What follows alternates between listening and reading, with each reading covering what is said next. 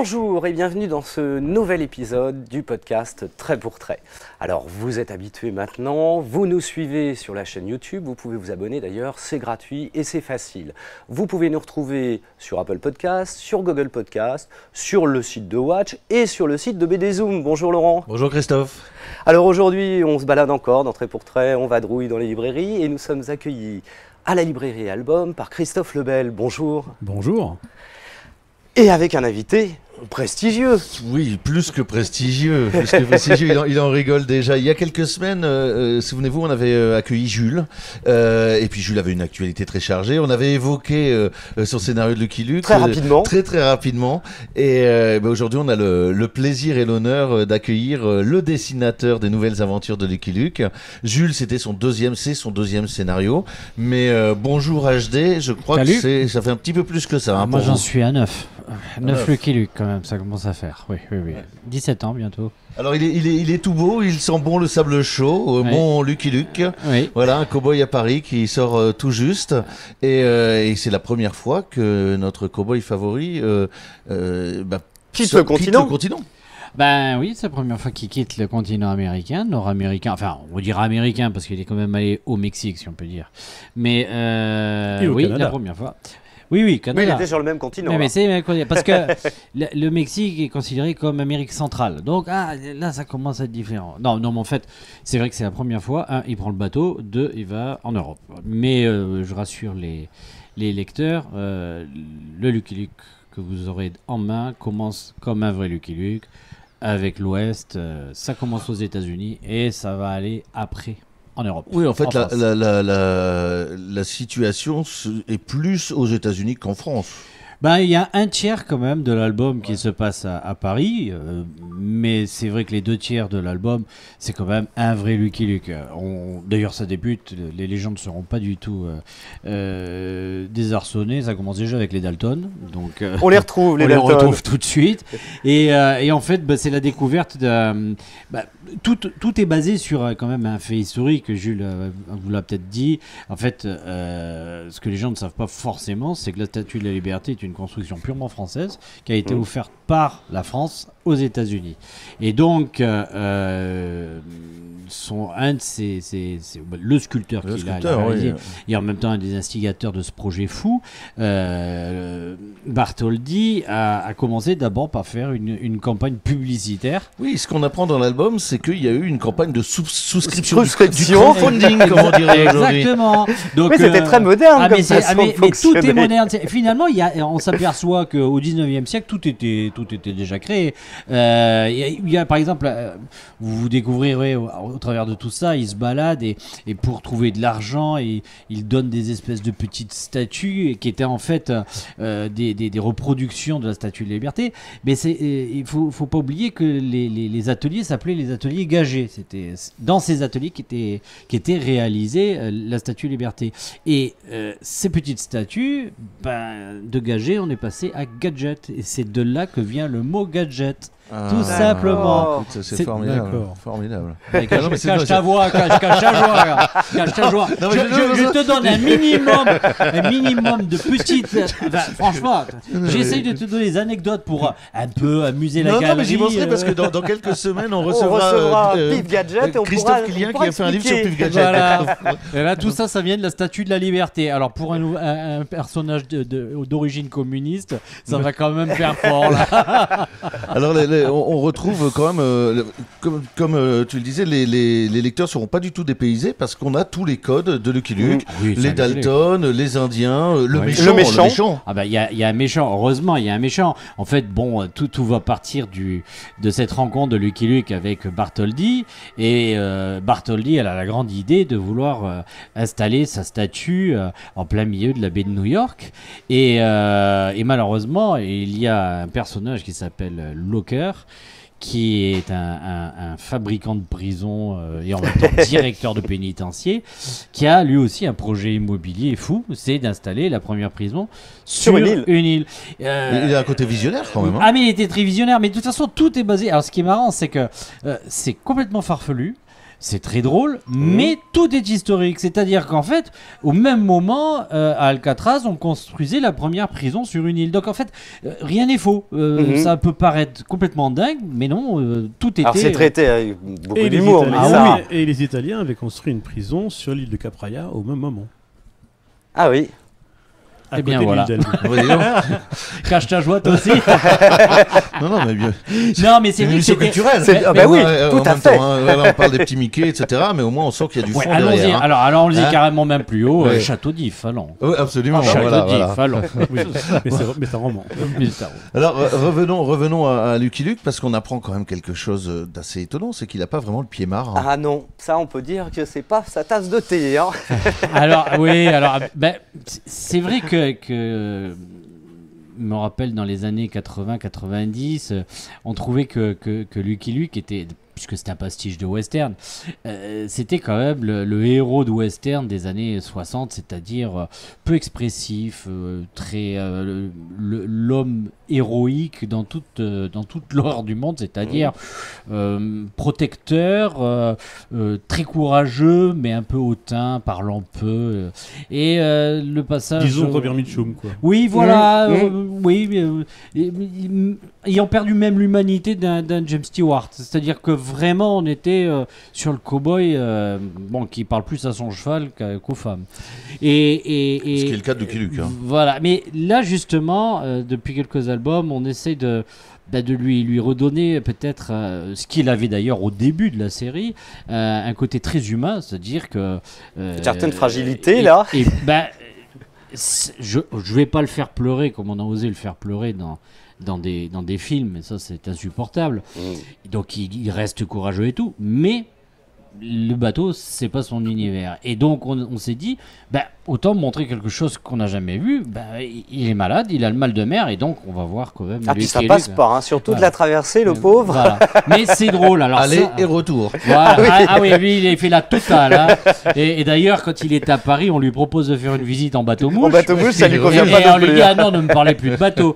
Mais non, c'est pour ça que, si vous voulez, ça, ce sont des actions un peu particulières qui sont, je dirais, l'humour du premier degré qui permettent aux plus jeunes de s'amuser beaucoup, puisque c'est quand même très visuel. Bien sûr. L'album est drôle pour ça. Et puis, parallèlement, il y a le second degré, voire le troisième degré, qu'on a instauré avec Jules, notamment dans les dialogues et dans les allusions. Alors, ça peut être des allusions sur les embouteillages à Paris. Hein, Tout quand à fait. La poursuite se fait, Joey Jumper commence à râler, mais j'ai horreur de faire ça dans les embouteillages. On a un tiercé. Il faut savoir que déjà, à l'époque, à Longchamp, on faisait des tiercés. premières cours, Ça oui. existait. Ça... Et j'ai refait à l'identique, d'ailleurs, l'hippodrome, les bâtiments, on a retrouvé les documents.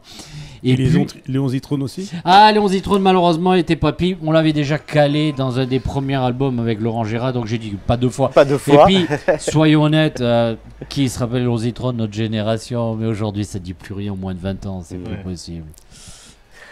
Quelle est la... Alors, est-ce qu'il y a une différence entre les différents scénaristes avec lesquels vous avez travaillé? Et comment on s'adapte en tant que dessinateur au traitement Moi, j'ai tendance à d'autres dire qu'il faut scénaristes. qu'il s'adapte à moi. Mais non, chacun a sa particularité. C'est vrai que Laurent Gérard, c'était une expérience qui était très novatrice. C'est-à-dire, c'est quelqu'un qui sait raconter des histoires drôles. Mais sous forme de sketch, et donc il fallait faire un agrégat d'histoires. Donc là on devait travailler sur comment faire un récit au long cours en gardant cet humour. Pénac et Benacquista, à l'inverse, à contrario, ce sont de véritables conteurs d'histoires. Ils ont une grande connaissance et une grande technique pour réaliser une narration au long cours. Début, développement, fin.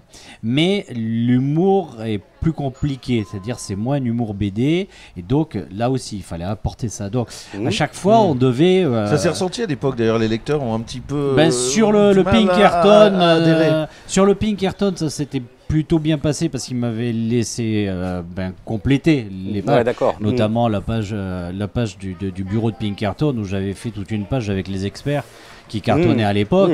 Et il faut savoir que Pénac ne connaissait pas du tout la série. Donc, mais ça a été un bon complément. Évidemment, sur Cavalier seul, il y a eu plus un désir d'auteur de la part de Pénac et Benacquista.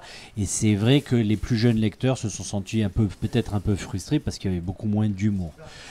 C'est pour ça que d'ailleurs l'album suivant a été repris à nouveau par Laurent Gérard avec les avec Jacques Tontons Pessis, d'Alpha. Avec Jacques Pessis, voilà. Oui, mais vous pouvez pas de toute façon demander la même chose à un album qui fait 46 ou 48 pages que à un album qui est une succession de gags comme, je sais pas moi, les profs, les sisters ou autres, ou Gaston Lagaffe, qui sont des gags en 1 ou 2 pages.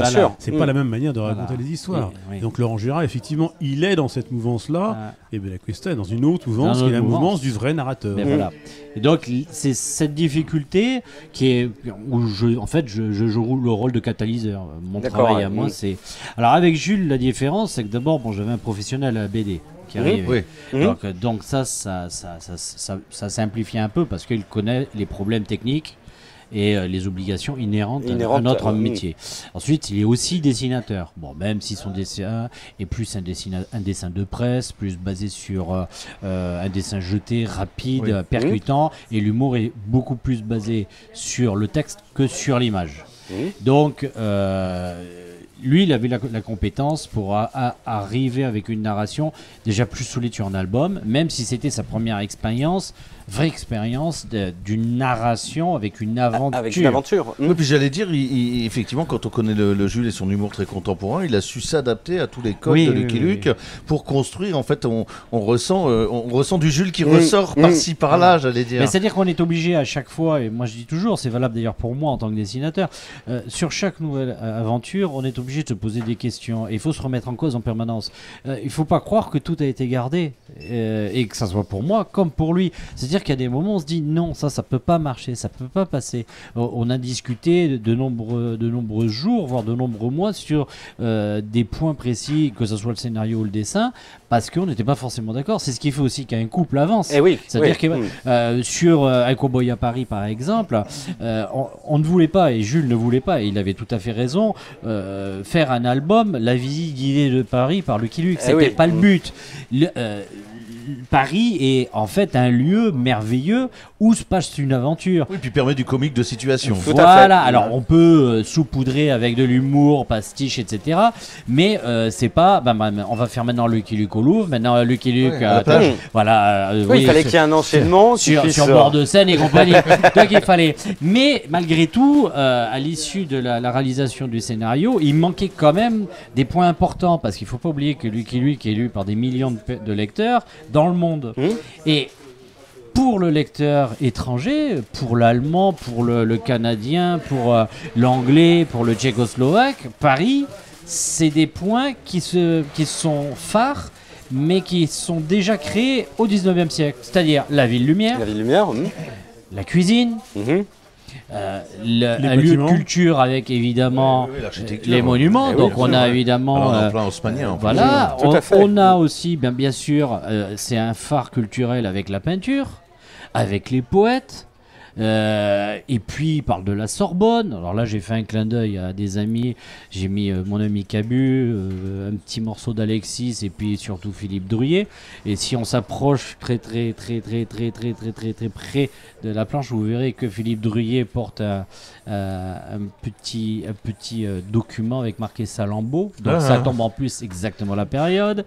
Voilà, et ça c'est des clins d'œil qui nous ont permis en fait je dirais pas d'expédier, mais de couvrir au moins ça, qu'on ne reproche pas de ne pas avoir abordé au moins ça une fois. D'ailleurs, la bande dessinée n'est pas exclusive de cela. Quand on regarde le cinéma ou les séries télé, reprenez par exemple un film comme Taken, ou certains James Bond dont j'ai pas le souvenir,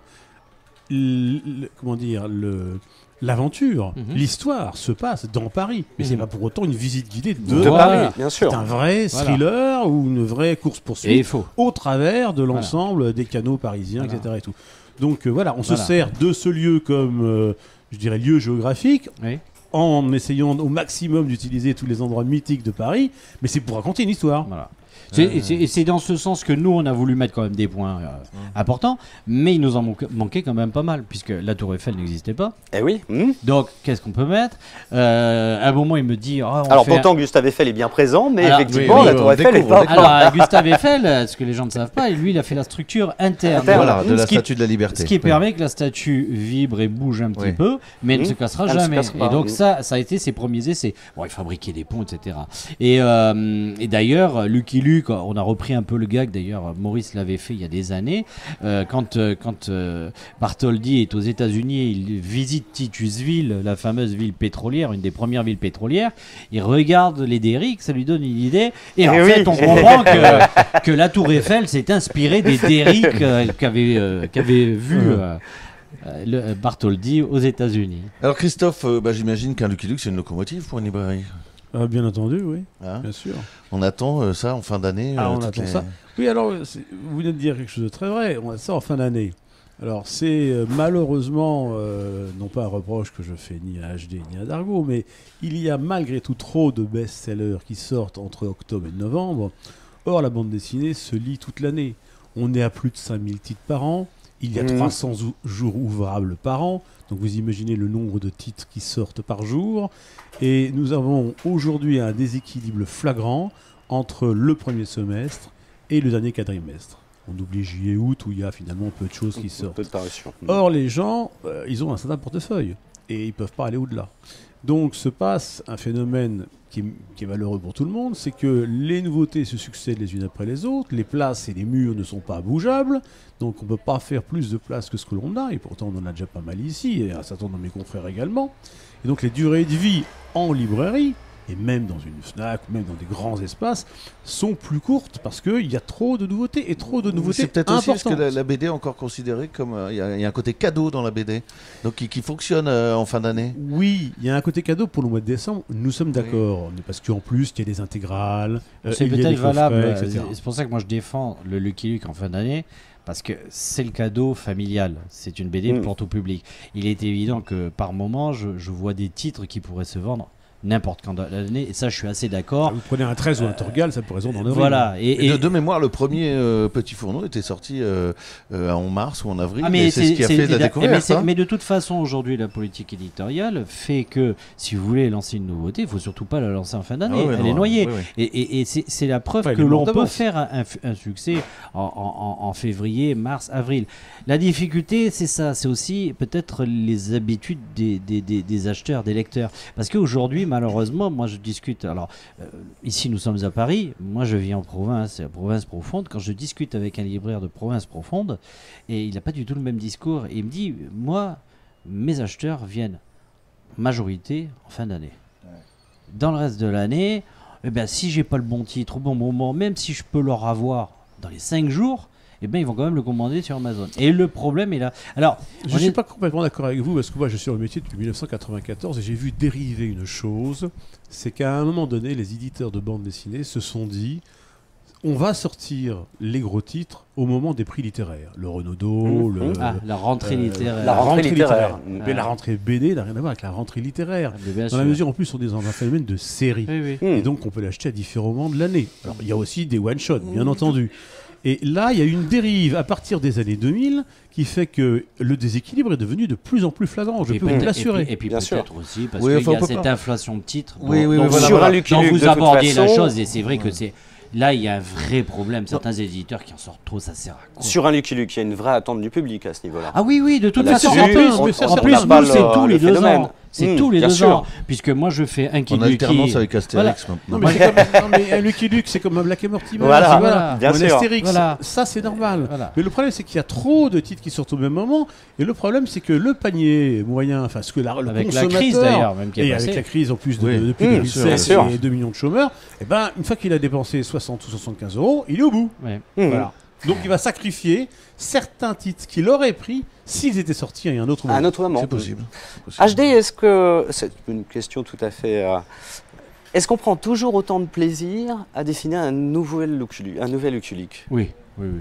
Enfin, je dis toujours... Parce qu'au départ, vous aviez commencé par Rentemplant. Oui, le premier essai, Maurice était encore vivant d'ailleurs. Oui, parce que moi c'est parti comme ça. En fait, j'avais participé à un album collectif et j'avais fait la demande à Maurice si, dans ce collectif, quitte à faire un hommage à Maurice et à Lucky Luke, est-ce qu'on pourrait pas dessiner Lucky Luke? Et il avait dit oui. Bon, alors, moi c'était le rêve de gamin. J'avais fait une petite histoire de Lucky Luke. Et puis, je retrouve Maurice en Belgique, et je le croise, et apparemment, il avait apprécié. Il avait dit, tu t'es quand même pas mal débrouillé. Bon. Et puis, 6 mois plus tard, je reçois un coup de fil, ça te dirait de faire du Rantanplan. Je dis, mais il y a déjà... Il me dit, oui, mais on a un problème, Rantanplan, on peut pas le publier n'importe où, parce que c'est des demi-pages, et c'est très compliqué. Et donc, il y a aujourd'hui qu'un organe de presse qui le publie, et nous, on voudrait faire une diffusion vaste. Et Maurice aimerait bien faire une diffusion newspaper, journaux, quotidiens. Et moi, à l'époque, je parle de ça fin des années 90, j'avais fait beaucoup de strips. J'avais notamment travaillé pour l'Amérique du Nord. Donc, le strip, cette mécanique est quand même très particulière. En 4 cases, il faut que ça soit réglé. J'avais fait, et il le savait. Donc, j'ai fait un essai. Il m'a dit, mais c'est tout à fait ce que je veux. Et c'est comme ça que j'ai commencé. J'ai repris Rantanplan avec la bénédiction de Maurice. Malheureusement, c'était pendant cette période où je travaillais. Oui, dans les années 2000, ça. Oui, alors, en 2000, évidemment, il a son accident, puis il décède, et donc, évidemment, tout s'arrête, puisque on ne sait pas ce qui se passe. Et là, curieusement, il dit, non, il faut que ça continue, et ça a été moi. Et ça a donné un petit album format à l'italienne qui s'appelle Le Cuisinier Français, qui est le premier. Parce que tout à l'heure, vous disiez, c'est le 9e, en fait, il est numéroté 8, parce qu'il y a un numéro 0. Il y a le numéro 0, petit à l'italienne. Qui est recherché maintenant comme le Gaston. C'est assez marrant d'ailleurs, c'est cherché comme le Gaston. Et c'est vrai qu'il faut dire, parce que vous l'aviez évoqué, que le Lucky Luke sort alternativement une année sur deux avec Kid Lucky, un personnage que vous avez complètement redessiné, scénarisé. Alors là, c'est une série qui est, je dirais, une jonction pour les plus jeunes lecteurs. C'est d'abord, ça me permet moi d'inventer un passé à Lucky Luke, donc ses origines, et ça je remercierai jamais assez Madame Maurice de m'avoir laissé le champ libre, parce que maintenant je me penche sur le passé d'un héros quand même qui est mythique. J'essaye d'être beaucoup plus drôle, parce que c'est plus du gag, parce que ça permet à des lecteurs de moins de 10 ans de les lire, parce que c'est moins long, même si le prochain je vais commettre un Kid Lucky au long cours. Sur l'ensemble de l'album ouais, je vais faire parce que dans les précédents, je faisais toujours une histoire de 6 pages. Oui, c'est ça. Et après, c'était que des gags. Et l'histoire de 6 pages, je faisais intervenir le Lucky Luke grand avec une jonction du passé, une réminiscence. Et là, je vais faire la même chose, mais sur une histoire au long cours, une vraie aventure, parce que ça je l'annonce. C'est un scoop d'entrée pour trait. Kid Lucky va passer en dessin animé très bientôt. C'est la chaîne M6 qui a acheté la série. D'accord. Et qui va faire. Alors là, ça c'est un vrai scoop. Et donc, pour un peu fêter ça, on va faire presque un vrai Lucky Luke pour Kid Lucky. D'accord. Donc ça c'est prévu pour 2019. Alors là, 2019, l'album sortira et ça sera le prochain Kid Lucky, mais ça sera une vraie aventure. On aura l'occasion d'en reparler. Mais avec grand plaisir. D'ailleurs, nous on le voit bien dans les acheteurs de Kid Lucky. On se rapproche d'une clientèle de jeunes qui ont été élevés à Titeuf. Oui. Voilà. En gros. Bien sûr. Ou les Sisters, ou cet univers-là, avec un humour plus décalé, plus libre, on va dire, que celui qui existait à l'époque de Peyo ou de Franquin, et sur lesquels les enfants se retrouvent aujourd'hui. Voilà. Oui, c'est vrai. Quelques sorties d'albums, Laurent. Écoute, on va aller très très vite. En fait, ce que je voulais juste montrer. Voilà, c'est pour ça que je me permets de te le rappeler. Je voulais juste montrer Peyo l'Enchanteur, qui en fait a un livre qu'avait fait Hugues Daillez en 2003, et donc la réédition de la vie de cet homme extraordinaire, et qui a créé évidemment les Schtroumpfs, donc qui est devenu mondialement connu. C'est un travail magnifique qui méritait bien d'être réédité, absolument. Et alors dans le genre les grands classiques, parce qu'on était Lucky Luke, imaginez-vous que Blotch a repris Tif et Tordu. Ah oui. Alors ça va paraître en album dans quelques temps, mais ça paraît maintenant, comme c'est souvent le cas, sous forme de fascicule, avec une petite avant-première. Et alors on se retrouve à voir tout le talent de cet admirable faiseur qu'est Blutch. Alors je vais vous dire, ça réjouira pas forcément tout le monde, il y aura des puristes qui aimeront pas, il y en a des machins, mais on peut pas contester le talent graphique de Blutch, et c'est formidable. Alors attention, c'est limité à 2600 exemplaires par... donc c'est un collector. Donc c'est un collector, oui. Pour ceux qui s'intéressent vraiment au dessin, ils découvriront, alors je sais pas si ça fera plaisir à Butch, mais enfin moi ça a été mon sentiment, sur les personnages et notamment les personnages féminins, il a un petit côté Eisner. Oui, Eisner. Et ça, j'ai trouvé ça assez fantastique. Bon, on connaît ses capacités graphiques, il est capable de tout dessiner, c'est un grand artiste, mais sur cet essai, je dirais, autour de Tiff étendu, alors on est très loin de Will, ça c'est sûr, mais rien que la couverture, si vous prenez la personnage féminin de la couverture, c'est très Will Eisner, et je trouve ça formidable. Voilà, les cahiers de Tiff étendu. D'ailleurs, Will, en dehors de Tiff étendu, je ne sais pas si vous vous en souvenez, avait fait certains albums avec des femmes absolument. Oui, sur la fin, quand il a arrêté Tiff étendu. Je me rappelle. Ça avait commencé avec déjà la 25e heure. Il avait commencé et après il avait fait toute une série avec des femmes remarquables. Alors j'en ai une petite dernière, c'est pour l'anecdote. C'est les profs parce qu'on est encore en vacances. Donc c'est les profs. Voilà, donc c'est vrai que c'est l'actualité. Il y a un boulard qui va sortir là, ou qui vient de sortir d'ailleurs. Mais pourquoi je dis ça? Parce que les profs, tout le monde connaît Pika, tout le monde connaît Héroc, ça a été repris par les Turgis. Mais le premier dessinateur des profs, c'était qui? C'était moi. Alors d'abord, il faut dire, et on en profite, bon anniversaire Olivier Sulpice, créateur de Bambou Édition. 20 ans. Ouais. C'est magnifique, c'est une success story incroyable. Alors, qui vient de racheter Fluide Glacial. Voilà, et qui vient de racheter Fluide Glacial et franchement c'est génial. Alors pour revenir aux profs, bon allez on va faire la petite histoire qui prouve que l'édition on sait jamais ce qui peut se passer. Héroc qui travaillait à l'époque avec moi sur CRS égale détresse arrive un jour avec un projet, il me dit j'ai envie de faire un truc sur les profs. On fait un essai, on prépare 6 planches et on présente. Et à l'époque le directeur éditorial de l'époque prend... C'est chez Dargaud hein. Oui c'était chez Dargaud. Et donc c'est le choix de l'éditeur. Donc il regarde, il dit non ça marchera jamais, ça peut pas fonctionner, il faudrait faire un truc plus général, les fonctionnaires, un truc comme ça, mais là non on voit pas.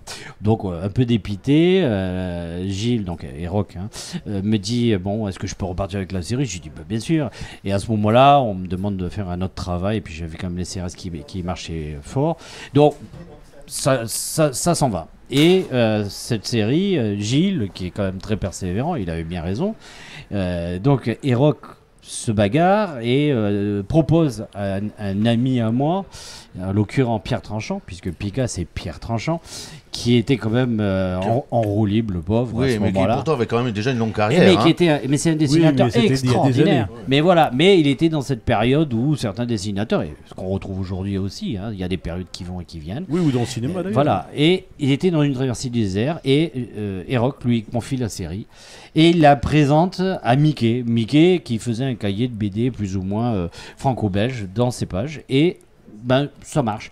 Et Olivier Sulpice, quand il crée Bambou Édition, cherchait des séries, mais il n'avait pas beaucoup d'argent pour faire les avances, donc il essayait de trouver des moyens.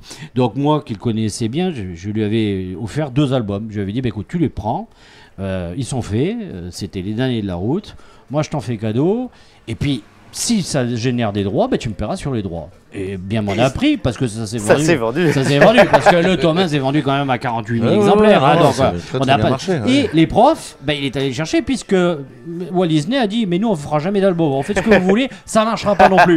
Et il a proposé, et on s'est retrouvés, Pierre Tranchant, Héroc et moi, à Angoulême, au prix jeunesse, et à une voix près, c'est lui qui l'a eu. Et ils l'ont bien mérité. Tu leur en veux encore? Non, parce que bien mérité. Et ça a été l'explosion. Et les profs aujourd'hui, je crois que c'est l'une des plus belles success stories. Alors, après l'émission touche à sa fin. Ouais. On aurait pu y passer beaucoup plus de temps. Juste une question à HD. Est-ce que vous avez parlé dans votre album du fait que les Américains nous ont offert la flamme en retour du fait qu'on leur ait offert cette statue flamme qui est place de l'Alma et qui est à la fois un symbole historique du remerciement des Américains pour nous et qui est malheureusement aussi tragique puisque c'est là où Diana est décédée. Effectivement. On ne pouvait pas tout parler. Même Diana, c'était difficile de mettre Lady Diana sous le pont avec la voiture. Oui. Alors, on est obligé de s'arrêter. Là. Vous reviendrez, SD. Christophe aussi, tout le monde reviendra, mais là, on est obligé. On invite tout le monde à aller découvrir le dernier Lucky Luke, un cowboy à Paris, chez Dargaud. HD, merci beaucoup d'être venu. Et surtout, allez dans les librairies. Voilà. Christophe Lebel, merci de nous avoir accueillis à Album. On se retrouvera la semaine prochaine pour un nouvel épisode de Trait pour Trait. Vous pouvez nous retrouver sur les box ADSL, vous abonner sur les podcasts, sur la chaîne YouTube et sur le site de album.fr et BDZoom, bien sûr. Évidemment. Allez, à la semaine prochaine. Au revoir. Au revoir. Tout le monde.